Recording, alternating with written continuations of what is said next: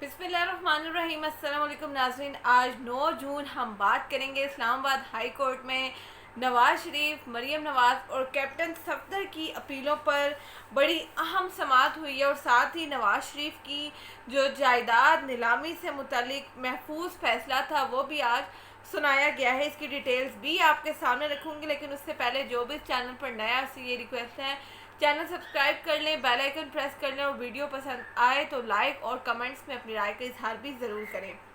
पहले हम देखते हैं कि इस्लामाबाद हाई कोर्ट में आज 5 अपीलों पर जो है वो बड़ी अहम समाअत हुई। एक अपील थी नवाज शरीफ की एवन फील्ड रेफरेंस की और इस पर समाअत हुई। साथ ही एक अपील थी अल अज़ीज़िया रेफरेंस की। फिर एक अपील जो है वो अल अज़ीज़िया रेफरेंस की, उसमें ये नैब की अपील थी सज़ा बढ़ाने के लिए। फिर एक अपील थी फ्लैगशिप रेफरेंस के ख़िलाफ़। इन तमाम अपीलों पर जो है वो आज समाअत हुई। जस्टिस आमिर फ़ारूक साहब और जस्टिस मोहसिन अख्तर कियानी साहब ने जो है वो ये समाअत की। मरीम नवाज़ और कैप्टन सफदर साहब जो है वो अपने पूरे झुंड के साथ अदालत जो है वो पेश होते हैं। और होता क्या है कि समाअत के आगाज़ में ही जो है वो आज़म नज़ीर तारड़ साहब अदालत के सामने कुछ दलाइल देने की, कुछ कहानियाँ सुनाने की जो है वो कोशिश करते हैं। उन्होंने पहले भी आपको याद हो कि हमने एक व्लॉग में जिक्र किया था कि अदालत से कहा था कि नवाज शरीफ की अपीलों को जो है वो अदम पैरवी खारिज कर दिया जाए या एटेंड कर दिया जाए, ताकि जब नवाज शरीफ साहब वापस आएँ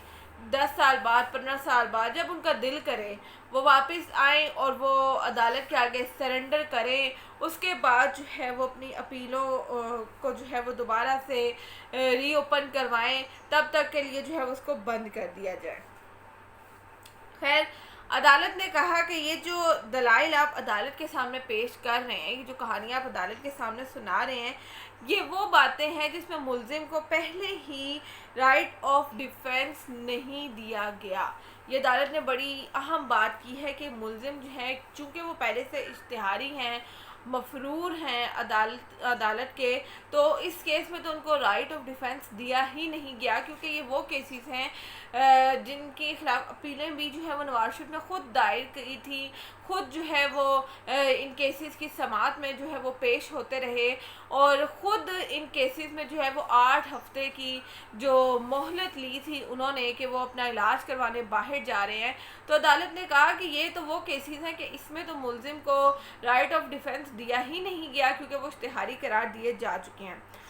आज़म नज़ीर तारड़ साहब आगे से क्या फरमाते हैं। आज़म नज़ीर तारड़ साहब कहते हैं कि मेरे लिए अदालत का एहतराम बड़ा ज़रूरी है, अदालत का वक़ार मेरे लिए बड़ा ज़रूरी है।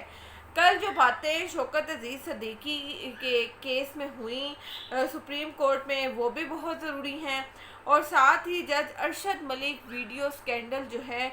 उसका भी इस केस में जो है वो ज़िक्र आएगा, वो भी इस केस में जो है वो ज़रूर डिस्कस होगा। तो ये मामला इतना आसान नहीं है जितना ऑनरेबल कोर्ट जो है वो समझ रही है। इस पर जो है वो अदालत क्या करती है, अदालत फ़ौरन इनको टोकती है और कहती है कि आप इधर उधर की बातें ना करें, आपसे जो रेलिवेंट बात की गई है आप उसका जवाब दें, आप सिर्फ हमारे साथ रेलिवेंट बात करिए, घुमा फिरा के बात ना करें। शौकत अजीज़ सिद्दीकी के केस को तो इस केस के साथ आप बिल्कुल भी ना जोड़ें। खैर, अदालत के जवाब देने की देर थी कि आज़म नज़ीर तारड़ साहब ने फिर से जो है वो अदालत के वक़ार का राग अलापना जो है वो शुरू कर दिया कि मेरे लिए जो है वो अदालत का वक़ार, अदालत की इज़्ज़त, अदालत का एहतराम जो है वो बड़ा ज़रूरी है। लेकिन ये वो केसेस हैं जिनका ज़िक्र करना भी ज़रूरी है, क्योंकि इन केसेस का जो है जब वो फ़ैसला होगा तो आने वाले जो कानून के तालिब इल्म हैं वो भी इन केसेस को जो है वो पढ़ा करेंगे, सुना करेंगे, क्योंकि बड़ा हेल्पफुल होने वाले बड़े तारीख़ी फ़ैसले हैं। तो इस तरह से जो है वो अदालत को उन्होंने गुमराह करने की भी कोशिश की। अदालत ने कहा कि आप मेरिट पर बात करें, आप इधर उधर की बात ना करें। हमारा आपसे सिर्फ एक सवाल है और वो ये है कि अगर कोई शख्स इश्तिहारी करार पाए तो क्या सरकारी वकील को अपॉइंट किया जा सकता है उसके बिहाफ पर। इस पर जो है वो आज़म नज़ीर तारड़ साहब कहते हैं कि नहीं, ऐसे हालात में जो है वो सरकारी वकील को मुकर्रर نہیں کیا جا سکتا، اس لیے درخواست جو ہے وہ میرٹ پر خارج نہ کی جائے اور مجھے مزید کچھ وقت دیا جائے، کیونکہ میں نے کچھ شہروں سے جو ہے وہ کچھ دلائل منگوائے ہیں، کچھ شواہد منگوائے ہیں، اس کے لیے جو ہے وہ مجھے وقت ملنا چاہیے۔ اس پر نئے پروسیکیوٹر صاحب نے کہا کہ جناب جب عدالت نے ایک ملزم کو اشتہاری ڈکلیئر کیا ہوا ہے، آلریڈی وہ اشتہاری ڈکلیئر ہے، تو اس کا مطلب ہے کہ اس کے پاس رائٹ آف ڈیفنس تو ہے ہی نہیں۔ پھر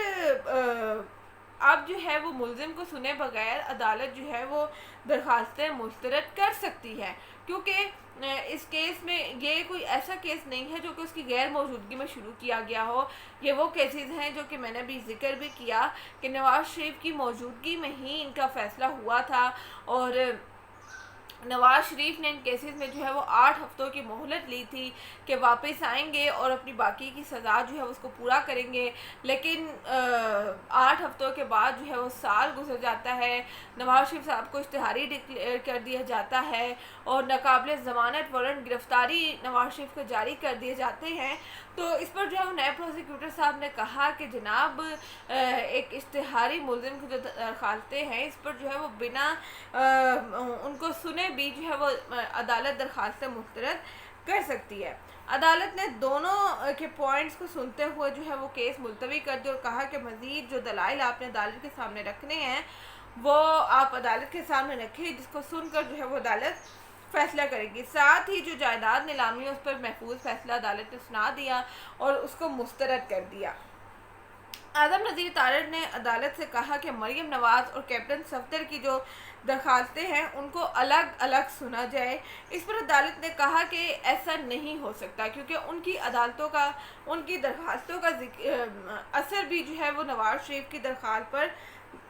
ضرور پڑے گا، کیونکہ یہ درخواستیں جو ہے وہ ایک دوسرے سے جڑی ہوئی ہیں، یہ انٹر لنک کرتی ہیں، تو اس لیے ایسا نہیں ہو سکتا ہے کہ ان کی درخواستوں کو الگ سنا جائے، کیونکہ اس کا اثر ہوگا، اور ساتھ ہی جو ہے وہ عدالت درخواستیں مسترد کر دیتی ہے۔ مریم نواز صاحبہ جو میڈیا سے گفتگو کرتے ہوئے ججز کو تھریٹ کرتی ہیں اور جج شوکت عزیز صدیقی والے کیس کا حوالہ دیتی ہیں کہ جس نے بھی اس کو سنا اس کی آنے والی نسلیں بھی یاد رکھیں گی، بڑی دھمکیاں لگائی ہیں آج انہوں نے ایک بار پھر سے ججز کو۔ تو اب دیکھتے ہیں کہ آئندہ سماعت پر جو ہے اس کا کیا فیصلہ ہوتا ہے، جو بھی اس کی تفصیلات ہوں گی وہ آپ کے ساتھ ضرور شیئر کروں گی۔ ساتھ ہی کیپٹن صفدر صاحب بھی جو ہیں